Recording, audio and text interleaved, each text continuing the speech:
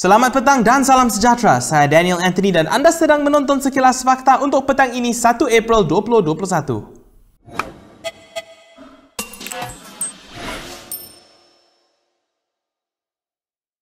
UMNO akan memilih calon Perdana Menteri dan Timbalan Perdana Menteri sekitar Jun ini menerusi pemilihan oleh ahli UMNO di akar umbi. Itu kata bekas Setiausaha Agong UMNO Anwar Musa. Kata ahli Parlimen Ketereh itu, UMNO akan memilih seorang presiden dan seorang timbalan presiden yang mempunyai segala sifat dan kelayakan yang sesuai memikul tugas sebagai PM dan TPM apabila tiba masanya. Meskipun tidak menyebut sebarang nama, Anwar memuat naik gambarnya bersama Hishamuddin Hussein, Ismail Sabri Yaakob, Syahidan Kasim, Khairi Jamaluddin dan gambar terakhir Anwar bersendirian bersama pegawai-pegawainya. Bagaimanapun tiada satu pun gambar Presiden sekarang Ahmad Zahid Hamidi dan Timbalan Presiden Muhammad Hassan yang dikongsi Anwar. Untuk rekod, Perlembagaan UMNO menetapkan tempoh memegang jawatan dihadkan kepada 3 tahun sahaja. Pemilihan yang lalu pada 30 Jun 2018 dan tamat tempoh 3 tahun ialah pada Jun 2021. Setelah beberapa tokoh UMNO meminta pemilihan parti diadakan dengan segera, Ketua Penerangan Wanita UMNO pula tampil membuat gesaan serupa. Nur Syida Ibrahim berkata pemilihan itu perlu diadakan seperti yang dijadual bagi membolehkan perpaduan dalam parti dikembalikan. Sementara itu, Esko Pemuda UMNO Wan Muhammad Azri Wan Idris atau dikenali sebagai Papa Gomo berkata, adakan pemilihan semasa tempoh darurat merupakan masa yang paling sesuai dan tepat.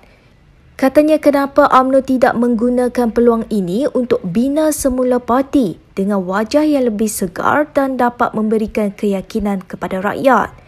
Menurutnya, jika PRU 15 diadakan pada bulan November 2021, UMNO masih ada masa untuk menawarkan manifesto yang terbaik kepada rakyat. Anda boleh mendapatkan akses tanpa had ke artikel Malaysia Kini di web dan juga di aplikasi dengan membuat langganan pada pautan yang kami sertakan di bawah. Berita seterusnya, pemimpin PAS berpandangan UMNO dijangka kehilangan lebih banyak kerusi sekiranya bertanding secara bersendirian pada pilihan raya umum ke-15. Naib Presiden PAS Muhammad Ammar Abdullah secara peribadi berkata ia susulan penolakan yang dihadapi parti itu pada PRU lalu. Katanya oleh kerana itu, PAS mahu parti UMNO bersatu dan partinya sendiri bersama dan menyelesaikan isu yang menjadi pertikaian. Timbalan Menteri Besar Kelantan itu berkata demikian ketika diminta mengulas hasrat UMNO untuk tidak bersama dengan Perikatan Nasional pada PRU 15 akan datang. Terdahulu, UMNO dilaporkan membuat keputusan untuk tidak bersama dengan Bersatu pada PRU akan datang. Timbalan Ketua UMNO bahagian Putrajaya Tun Faisal Ismail Aziz mengemukakan surat rayuan terhadap penggantungan keahliannya. Surat itu diserah bagi ditunjukkan kepada Presiden UMNO Ahmad Zahid Hamidi dan kesemua ahli majlis tertinggi parti di PWTC pada hari ini. Saya telah merayu kepada lembaga disiplin dan memohon jasa baik dan pertimbangan Presiden dan semua ahli MKT untuk menarik balik pengesahan terhadap keputusan Lembaga Disiplin UMNO Malaysia yang jelas tidak bersandarkan merit dan fakta kes. Kedua, membatalkan hukuman penggantungan saya selama 6 tahun yang jelas zalim dan tidak masuk akal.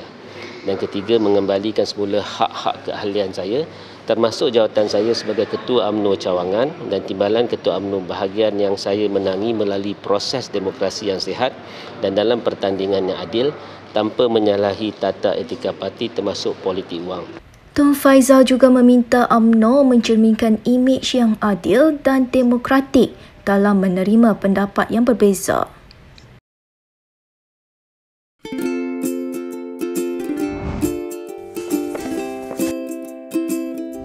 Shellfish, red meat, and beer. If you love indulging in these foods, you may end up with high uric acid level in your blood.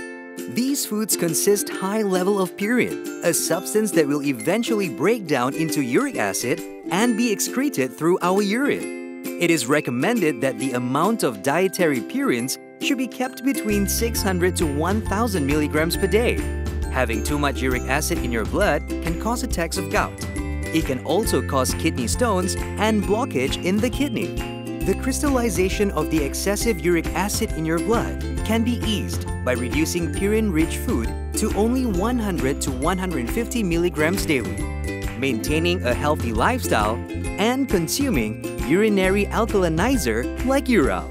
It consists of sodium bicarbonate, citric acid, and sodium citrate that increases the urinary pH and solubility of uric acid to prevent crystallization.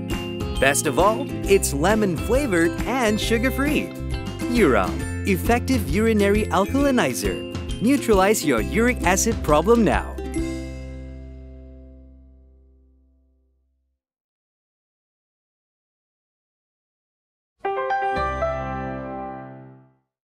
Okey, kita sekarang ke berita seterusnya. Gabungan Parti Sarawak ataupun GPS menyokong kepimpinan Muhyiddin Yassin sebagai Perdana Menteri demi kestabilan politik masa depan. Itu kata Ketua Menteri Sarawak Abang Johari Openg dalam pertemuannya bersama Muhyiddin Yassin di Kuching pada hari ini. Sebab itu Yang Berhormat Perdana Menteri GPS menyokong Perdana Menteri menjadi Perdana Menteri kerana menstabilkan negara. Dan saya percaya bahawa kalau negara kita stabil, kita dapat menghadapi cabaran yang lebih besar. Dalam pada itu, Muhyiddin yang turut hadir dalam acara itu mengucapkan terima kasih kepada Abang Johari Openg yang menyatakan sokongan terhadapnya.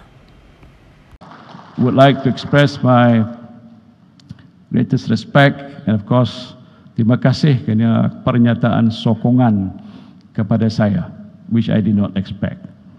In this special meeting, expression of support from Chief Minister of Sarawak towards me personally, of course, as a government, as a leader of the government, not now, of course, as he mentioned, for the future as well. Polis Diraja Malaysia telah meminta bantuan polis antarabangsa ataupun Interpol bagi mengesan ahli perniagaan yang sedang diburu Datuk Seri Nicky Liao Soon Hee. Kita pun telah memasukkan nama dia dalam kita punya senarai dia panggil SPK senarai khas lah, untuk di semua pintu-pintu masuk yang sah dan juga yang tak sah lah, laluan tikus untuk memastikan beliau tak mengambil kesempatan untuk menusuk keluar. Dan insya-Allah dalam waktu terdekat ni kita pun dah mohon untuk minta bantuan Interpol sebagai Interpol Red Notice dan sebagainya. Ketua Polis Johor Ayub Khan Maidin PC berkata, Nicky Liao dipercayai masih berada di dalam negara dan disyaki sedang bersembunyi di sekitar kawasan Lembah Kelang. Terdahulu, Ketua Polis Negara Abdul Hamid Badur berkata, polis melumpuhkan kumpulan jenayah terancang geng Nicky yang disyaki terlibat dalam jenayah terancang antarabangsa, Macau Scam dan pengubahan wang harap. Berikut beberapa lagi ringkasan berita untuk hari ini.